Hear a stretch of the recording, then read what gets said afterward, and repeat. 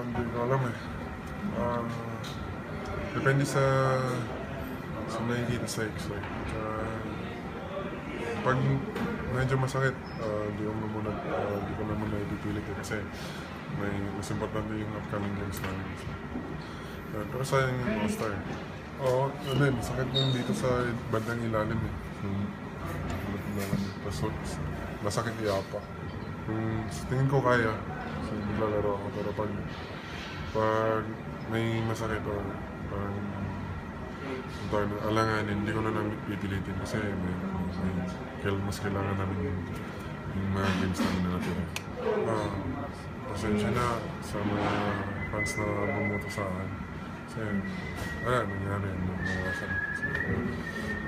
Pero sana maging okay. Ilang days pa naman yung magkakaroon.